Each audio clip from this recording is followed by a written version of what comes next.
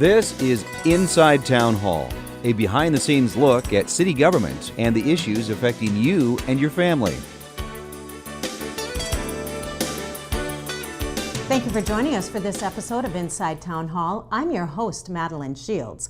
Coming up in the program, we meet the new Sioux Falls Fire Chief and find out how your kids can get around for free this summer. We'll have those stories and much more when we return. The City of Sioux Falls has a powerful way you can turn this into this. The free sanitary landfill pass can help you get rid of clutter, improve the look of your home, reduce areas that mosquitoes breed in your yard, and help the environment. Load up your stuff, grab your free pass, tarp your load, and bring it to the landfill. It's that easy. Brought to you by the City of Sioux Falls Sanitary Landfill. Well, the City of Sioux Falls has a brand new fire chief, and we're here to meet him today. And we have City Councilor Pat Starr joining us, and new Fire Chief Brad Goodroad. Thanks for joining us for Inside Town Hall. Let's get started and let's learn about our new Fire Chief. Absolutely. Thank you, Madeline. And I wanted to welcome Chief Goodroad and maybe spend a few minutes and let the community to get to know him. He's been part of our fire department for quite some time, but now this is a much more public role and a chance to lead our great fire department. And if you wouldn't mind, just tell us a little bit about yourself and your history with the department and what the average citizen would want to know about you. Sure. I've just been blessed with a good family. I have a wife and 3 kids, and I have a daughter in college and a couple of sons in high school. And we do a lot of outdoor things together. We enjoy boating and water sports and kayaking, biking. In the winter, we like skiing and snowboarding and that type of thing. Been on the fire department since 1994, so about 23 years. Held all the ranks coming up through, from firefighter to driver to captain. I was a shift battalion chief and then also battalion chief of training, and then for the last 3 years was a division chief. We've been really impressed with your background. I know we've gotten a chance to talk a little bit in your office earlier this month, getting a chance to provide advice and consent and welcoming you to the job. Maybe tell us a little bit. The thing that I was really impressed by was that you sat down and put together a 100-day plan and where you see the department going, the way you'll take leadership, and how you see kind of implementing your new position. Right. There's just things a person should do to prepare for the next position. And I've always said that just because you have success in one rank or position doesn't mean you're going to have success in the next unless you prepare for it. So through some education, getting my master's in administrative studies through the USD, and then also going to the National Fire Academy through a 4-year program helped me prepare. And then ultimately the thing that really I think prepared me for this was the 100-day plan. Working through that, it has 3 phases of time and just gives me kind of a roadmap of what I'm doing. I've also performed a SWOT analysis, which is strengths, weaknesses, opportunities, and threats that I see in the fire department.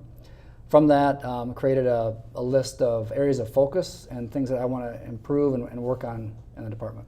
Okay. Well, coming into this role, you have the background already with police and with ambulance service.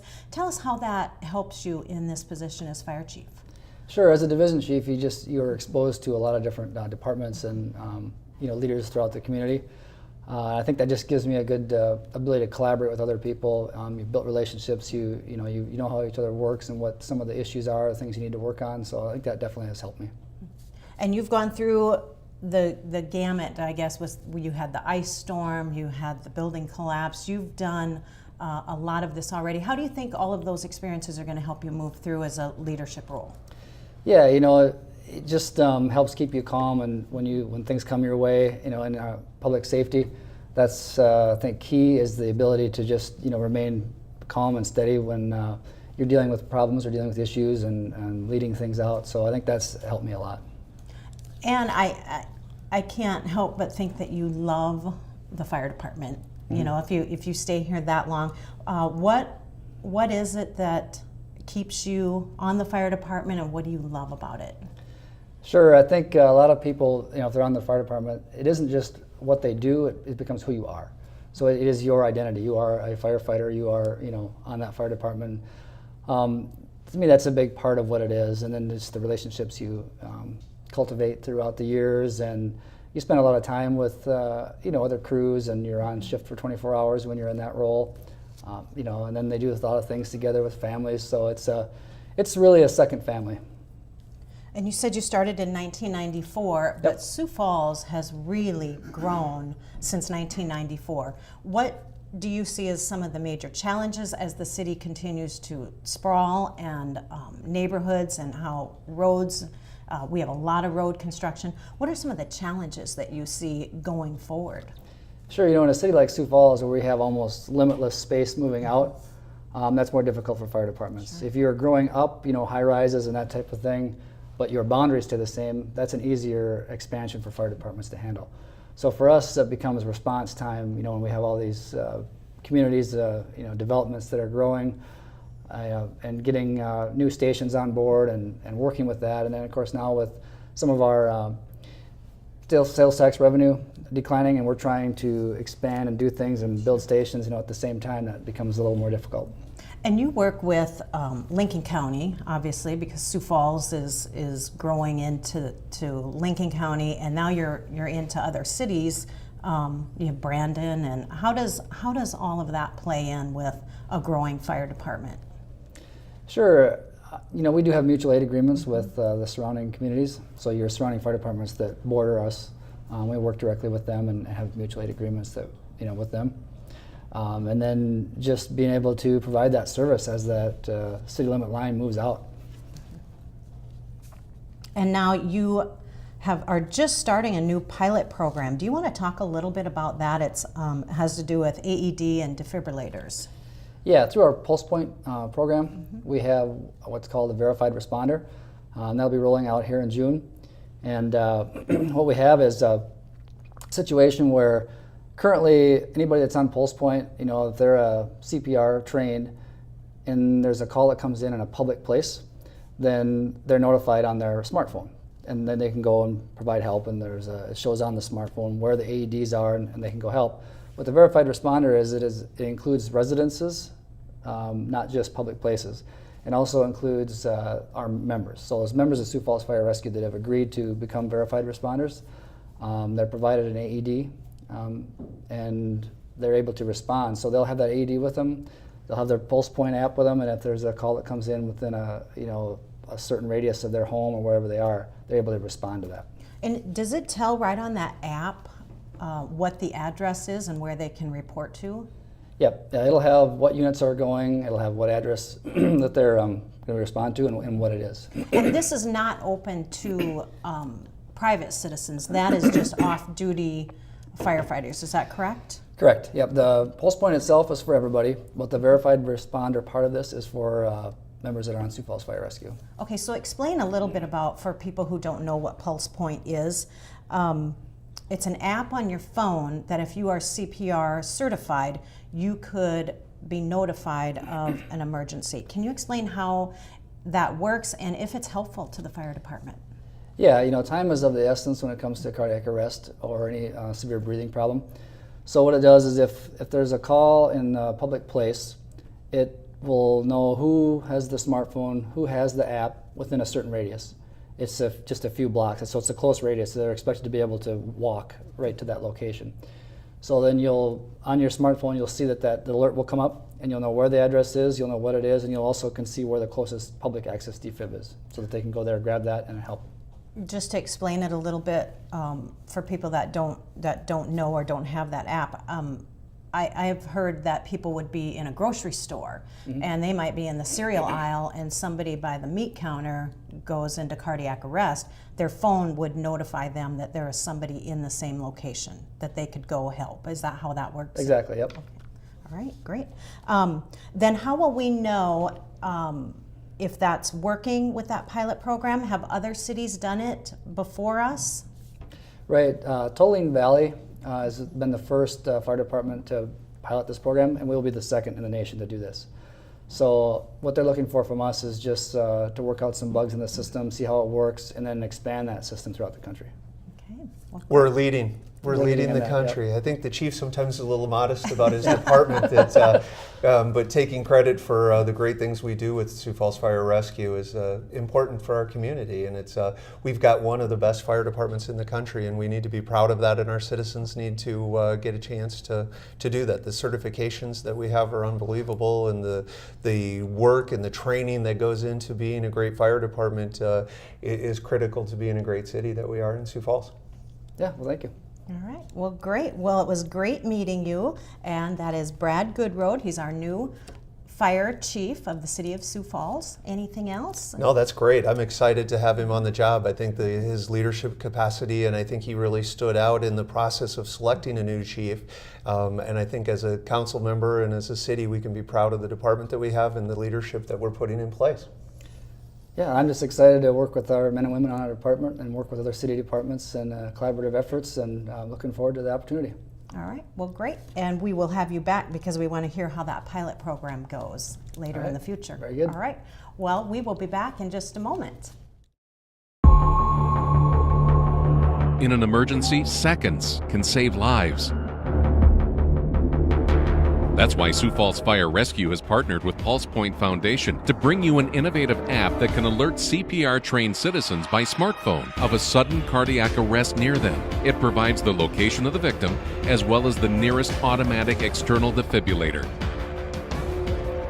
To learn more, log on to our webpage or download the app today.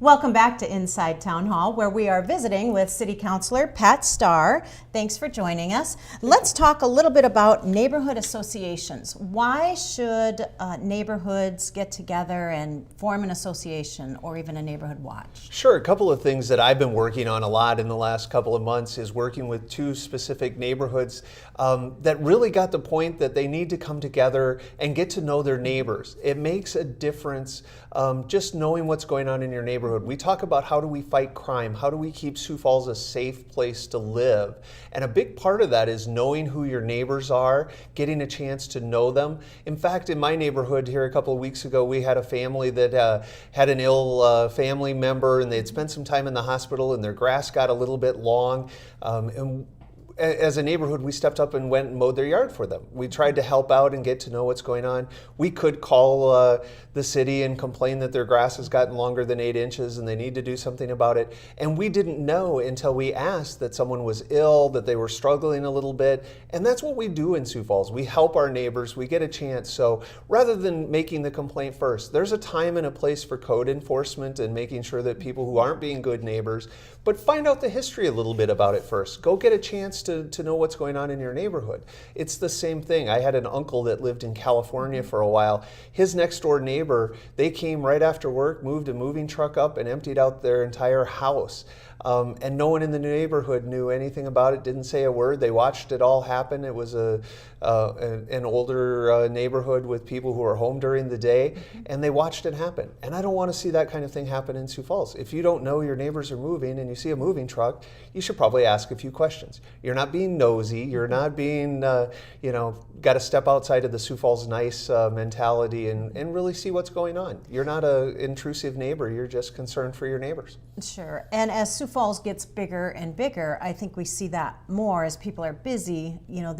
They're working all different shifts and different hours of the day. They may not be on the same schedule as their neighbors, but it is the benefits everyone to get to know your neighbors. And how do you think that will help keep people safe or fight crime? Again, working with your neighbors and knowing what's going on is the first defense. If you can contact law enforcement because you see something that's out of the norm, they're more than happy to check it out and make sure things that are happening. I think, again, we're Sioux Falls nice. We feel uncomfortable sticking our nose in someone else's business. But the neighborhood associations are a good program that we do through our community development department. Later during the month of June, we're actually having a picnic with a group of people up in Norton Acres. They've had some issues and some things, but it's time the neighborhood wants to take their area back. They want to make sure that it's a safe environment. So we're going to get together in Lacey Park and grill some hot dogs. But getting a chance to know someone over a water or a pop and a hot dog it starts the process. The kids get to know each other. and you get a chance to really look what's going on. Hey, I saw a weird car driving through the neighborhood and they've kind of been here a little too often. What's going on? Someone say, oh, that's my nephew, he's been staying with us. Or, I don't know either. Maybe Officer Johnson's going to be here and we can visit with him a little bit. Sure. Is there a specific definition of what a neighborhood is? Is it a street? Is it a block? Is it 5 blocks? What are we the neighborhood looking at? associations, we are a little more flexible of what makes sense based on the area that you live in, so that it's manageable. Neighborhood associations sometimes get a little bit bigger, where there are very defined roles with a neighborhood watch that where we do actual signage. It works through the police department. Chief Burns has been a great supporter of neighborhood watch. And doing that. But there are some more requirements that go with it. The neighborhood associations are a little more loosely formed. Some are very structured and have a Facebook page and are very active in things that are happening in their neighborhood, from zoning to building. There's a fire in a neighborhood and getting it cleaned up. And it's kind of unique to each neighborhood, but the area itself is really kind of flexible, that what makes sense in that part of town. Okay. And if you want to create a neighborhood watch or an association, you can go to goodneighbor@siouxfalls.org, and there's information on that site. Absolutely. Or there's reach out to any of your city council members. We know exactly how to find a place. But again, Adam Roach in our community development department does a great job working with the neighborhood associations. In fact, the Whittier neighborhood just in your area over by the banquet added, we're going to do some extra striping for crosswalks to keep people safe in pedestrian areas. We've updated some lighting so that with some new LED bulbs that will illuminate and make the area safer. They're planting trees. They're looking at a food forest program where we plant trees and bushes that produce fruit in some of our park areas. They're to just getting together and getting to know your neighborhood. So it's kind of unique to each group, and really there's probably about 3 that are really active in my northeast part of the city, that and the Oakview Neighborhood Associations come together. Last year on Father's Day, they had over 140 people who showed up for a meeting on Father's Day afternoon because they were concerned about some zoning issues. So they've come together and really made a strong statement about that their neighborhood's important to them.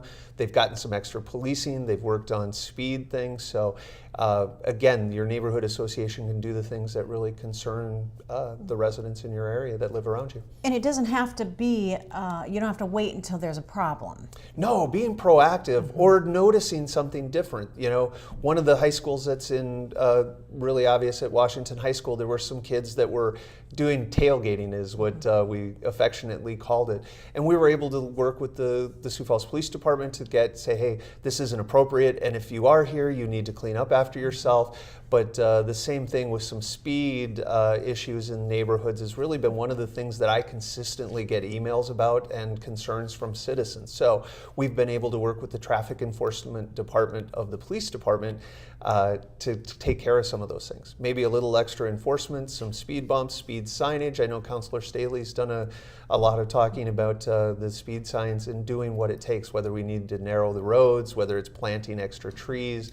Like I said, the ideas are there, it's just implementing them and citizens taking the opportunity to reach out and ask for that help. Okay.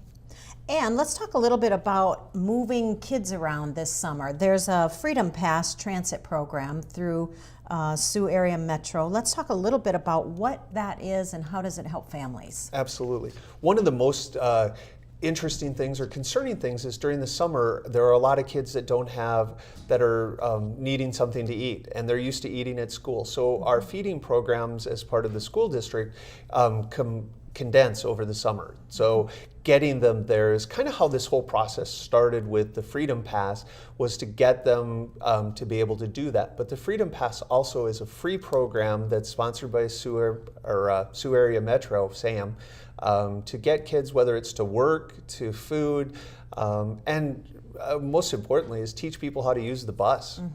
Because as we grow as a city and the expense of driving continues to grow, it's using that public transportation to get where you need to go. Sure. And do you find that more and more people are using the bus? Because this started as a pilot program a few years ago, and it's moved into this free program for the summer for children to even to get to the swimming pool for recreation reasons. Absolutely. Do you find that once the kids learn how to ride the bus, they bring their parents on and more people are riding? That's our goal. I mean, it really is so that people understand how the system works, to continue to build it, because we have the buses on the streets and we're using them, so we might as well fill them. But for me, the most important part of this program is making sure that kids have access to food during the summer, getting a chance to go to work, and then passing that on to their families as well, because we all know that we're led by our children. What our kids do, Mom and Dad usually follow as part of that process. So I know the council has spent over the last few years a really concerted effort. We included some money in our budget this year to include some additional training for people to use the transit system. But the Freedom Pass is really easy. We tried to make it a little complicated at the beginning. Now it's a school ID is all they need to use it. So they don't have to go somewhere and sign up. They don't have to be part of the program. They just have to have their current school ID program, and the bus driver's happy to help them out and get them where they need to go. They just show their ID to the driver, so they can get on. They don't have to plan ahead, or Correct. They can go anytime. Correct. Well, let's turn our attention to the smoking prohibition on city property. Tell us a little bit how that's coming along. It's coming along very well. We passed an ordinance in May to minimize the effects of smoking on the general public. We looked at parks, we looked at city-owned public or city-owned buildings and property, but it was really a collaborative effort amongst the council. As you remember, back around the first of the year, we looked at a total ban, and the council had a difficult time with the total ban. So we came back and had several committee meetings. We had talked to more public input, and talked to the citizens. Okay, where can we do to again minimize the impact to the general public, but at the same time have a chance to make sure that kids aren't affected or families aren't affected in our public spaces, whether it's parks or public-owned buildings. So if someone goes to a concert, there should be a designated smoking area somewhere that is just off of city property. It actually could be on city property, but what it is again minimizing the impact to the general population that would be attending that concert. What we saw is that we heard testimony from young people who were at public events in our parks who actually had an asthma attack because they had walked through a cloud of smoke of people having a cigarette. What the new ordinance says is that the event organizer has the ability to set up a designated smoking area with the approval of the Parks Department having looking of where that's at. The Parks Department is planning on being pretty restrictive on that policy. A good rule of thumb is for people to know that the parking lots are probably going to be a place where you're going to be allowed to smoke. But at the event itself in the park is going to be uncomfortable, or is going to be that place where it's not going to be allowed. There will be signage. There are, as events happen this summer, I know the health department is looking at ways to get that message out that smoking's not allowed in large group activities, and if there is a designated area. I know they're looking at stickers and different ways to inform people so that they understand, because it does become a little bit complicated of where you are allowed to have a tobacco product. And that turns us to the golf courses as well. There will be some spots where people could have a quick cigarette. Absolutely. Again, the best way to describe the golf courses or where you can smoke on the public golf courses is obviously in the parking lot. You do have to quit until you leave the first tee. You're allowed to smoke during the course of play after you've left the first tee box, but you do need to quit before you get to the green on the 9th hole. So it allows you to enjoy a tobacco product as part of the golfing experience, but again, minimizing the effects to the general public. Obviously not in the clubhouse, not on the patios that are around the clubhouses, and again, where the general public congregates, but once you get on the course, you have that ability. So if you're going to smoke, look for the signs. Please don't. Yeah. Please don't. He says don't, and look for the signs. Please don't. It's a habit that's tough for a lot of people, and it causes some pretty serious impacts on our community. And when we do community surveys about our parks, over 80% of the people were saying that the parks should be smoke-free. And again, around youth activities, it's already banned. So like I said, there are plenty of opportunities if you do smoke and you're looking for some help. There are a number of groups in our community that would assist you in that process. Again, I know it's a legal choice that people can make, but try to minimize the impact to those around you. Okay. And one last topic we have about our ambulance service, Paramedics Plus. Tell us a little bit about what's going on with them. Sure. In general, we've been talking a lot about ambulances as a community. And the thing that we want to do is, one, to make sure that our citizens understand that we have a great EMS system in our community. Our fire rescue department is on scene in less than 5 minutes. I think their goal is 5 minutes and 12 seconds, and they're around that 5-minute there. They're the first responders who are going to be there to help you. There are trained, every firefighter in the city of Sioux Falls is EMS, an emergency medical technician. We have paramedics that are in those first responders that are going to be there in that first 5 minutes. So what we need to do is continue to look at our ambulance service to find ways to make it better. There are response issues. There's always going to be response issues. We have from the beginning of when funeral homes picked people up, and that was our first emergency responders. So what we have to continue to do is look at our system, find ways to make it better, find ways to reduce time. We talked with Chief Goodroad earlier in the program that had a chance to talk about pulse point, and then off-duty. I mean, that's the kind of professionals that we have in our emergency medical system. They're willing to take their off time, take an AED with them in their off time, and have it with them all the time wherever they go as part of this pilot program. So we have great emergency providers in our community, but we can never stop striving to be better. And I think the professionals who work in that system would agree.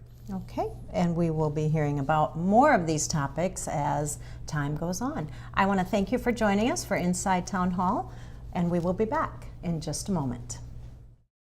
30 seconds. It's the amount of time this public service announcement will last, and it's the amount of time on your commute that you may be slowed down in a cone zone. These city employees are working hard, and all they ask in return are two simple things. Number 1, stay alert. Number 2, slow down. They all want to get home to their families too, and your patience is greatly appreciated. When you see amber flashing lights or orange traffic cones, stay alert and slow down. Well, that's our time for Inside Town Hall. Thanks for joining us. If you would like to get a hold of City Councilor Pat Starr, you can get a hold of him at siouxfalls.org. Thanks for watching.